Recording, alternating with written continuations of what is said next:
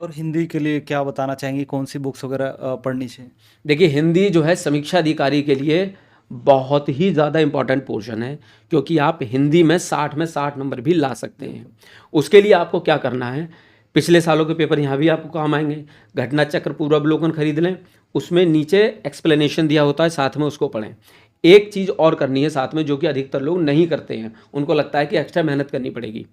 जब हम हिंदी पढ़ रहे होंगे तो हिंदी में बहुत सारे शब्द होते हैं, वो ऐसे होते हैं जिनका हमें मतलब नहीं पता होता है, टफ होते हैं। तो हम करते क्या हैं, उसका विलोम शब्द हमने रट लिया, पर्यायवाची रट लिया या तत्सम तद्भव रट लिया, रट के काम चला लेते हैं। लेकिन हमें केवल रटना नहीं है, हमें क्या करना है, उन शब्दों का मतलब देखना है, अर्थ ढूंढना है गूगल पर सर्च करके। गूगल पर सर्च करके आपको ज़्यादा से ज़्यादा 1 या 2 मिनट लगेंगे। गूगल पर सर्च करके उसको वहीं पे उसका अर्थ लिखते चले जाएं, क्योंकि अधिकतर होता है क्या एग्जाम में, जरूरी नहीं है जो विलोम शब्द आपने जिस शब्द का पढ़ा है किताब में, एग्जाम में भी वही आए। हो सकता है उसका बदला हुआ रूप आए। वो बदला हुआ रूप आप तब कर पाएंगे जब आपको उसका अर्थ पता है। तो इसके लिए आप क्या करेंगे, एक तो घटना चक्र पूर्वावलोकन जरूर पढ़ें, हरदेव बाहरी की किताब पढ़ें, वासुदेव नंदन की किताब पढ़ें। हरदेव बाहरी वासुदेव नंदन से वो सारे 6 टॉपिक्स पढ़ें जो एग्जाम में पूछे जाते हैं। इसके अलावा क्या है, कुछ एक्स्ट्रा चीज़ें भी आपको पढ़नी पड़ेंगी, जैसे कि एक टॉपिक होता है विशेष विशेषण।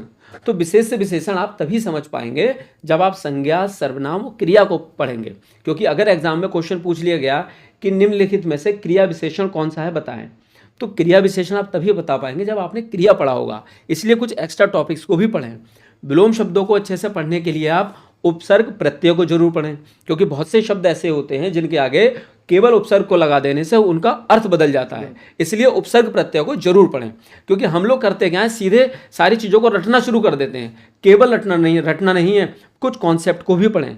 आपने पिछले साल के 2021 का जो मेंस का एग्जाम हुआ था, उसमें एक क्वेश्चन थ्योरी से भी पूछा था कि अंतर विशेषण को कामता प्रसाद ने निम्नलिखित में से क्या कहा, इससे संबंधित कुछ क्वेश्चन था। तो ये क्वेश्चन थ्योरी से पूछा गया था।